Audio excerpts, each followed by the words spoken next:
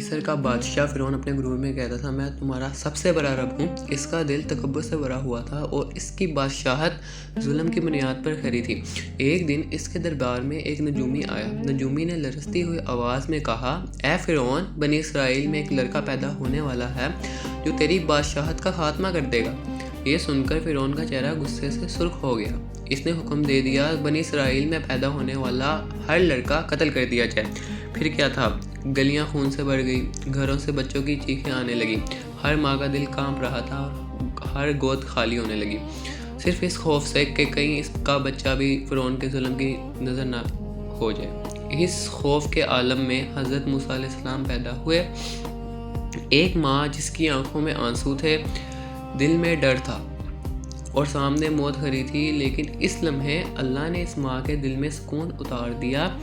اللہ کا حکم آیا، اس بچے کو صندوق میں رکھو اور دریا کے حوالے کر دو، ہم اسے تمہیں واپس لوٹا دیں گے۔ سوچو کون سی ماں اپنے بچے کو پانی کے سپرد کرتی ہے، لیکن جب ساتھ اللہ ہو تو ماں کا دل بھی مان جاتا ہے۔ جو بچہ قتل سے بچانے کے لیے دریا میں ڈالا گیا، اسی بچے کو اللہ نے فرعون کے محل تک پہنچا دیا۔ جس بچے کو مارنے کے حکم دیے گئے تھے، وہی بچہ جو دشمن کے گھر میں پرورش پا گیا۔ حضرت موسیٰ علیہ السلام جوان ہوئے اور پھر اللہ نے انہیں نبوت عطا کی۔ اللہ نے فرمایا فرعون کے پاس جاؤ اور اس سے حق کا پیغام دو۔ پیغام بالکل صاف تھا، خدائی چھوڑ دو اور اللہ کے بندوں کو آزاد کر دو۔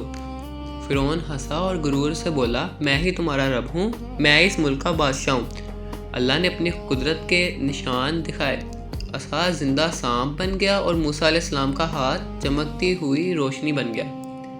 پھر بھی فرعون نہ مانا تو اللہ کے عذاب آئے، طوفان، ٹڈیاں اور خون۔ آخر کار اللہ کا حکم آیا، موسیٰ ایمان والوں کو لے کر رات کی تاریکی میں نکل جاؤ۔ سامنے سمندر تھا، پیچھے فرعون اپنی فوج کے ساتھ۔ موسیٰ علیہ السلام نے عصا زمین پر مارا اور اللہ کے حکم سے سمندر 2 حصوں میں پھٹ گیا۔ بنی اسرائیل سلامتی سے سمندر پار کر گئے۔ یہ منظر دیکھ کر فرعون کا غرور اور بڑھ گیا۔ وہ چیخ کر بولا، میں بھی رب ہوں، میں بھی سمندر پار کر سکتا ہوں۔ وہ اپنی فوج کے ساتھ سمندر میں داخل ہوا، لیکن جیسے ہی وہ بیچ میں پہنچا، اللہ کا حکم آیا اور سمندر دوبارہ مل گیا۔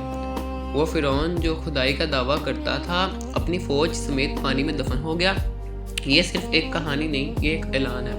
جب اللہ فیصلہ کر لے تو نہ نجومی کی پیش گوئی بچا سکتی ہے، نہ فرعون کا غرور، اور نہ کوئی سمندر راستہ روک سکتا ہے۔